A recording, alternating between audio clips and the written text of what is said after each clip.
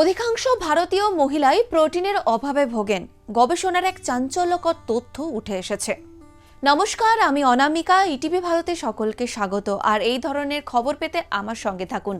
ভারতীয় খাদ্যাভ্যাসের প্রসঙ্গে শর্করা বা কার্বোহাইড্রেটকেই প্রায়শই অধিক গুরুত্ব দেওয়া হয়।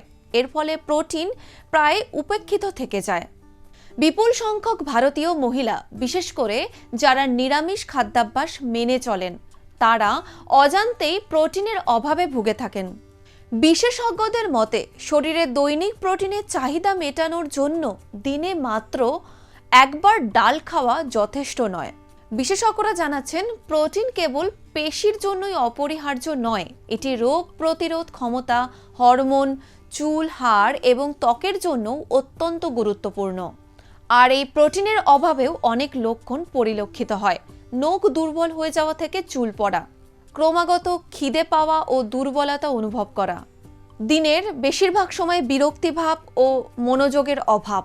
ভারতীয় মহিলাদের, বিশেষ করে যাদের বয়স 40 বছর বয়সে, শরীরে প্রতি কিলোগ্রাম ও ওজনের জন্য 1 থেকে 1.2 গ্রাম প্রোটিন গ্রহণ করা উচিত বলেই জানাচ্ছেন বিশেষজ্ঞ থেকে পুষ্টিবিদরা। কোনো গুরুতর অসুস্থতার ক্ষেত্রে চিকিৎসকের পরামর্শ নেওয়া অবশ্যই প্রয়োজন। স্বাস্থ্য সম্পর্কিত খবরের আপডেট পেতে ডাউনলোড করে নিন ইটিভি ভারতের অ্যাপ।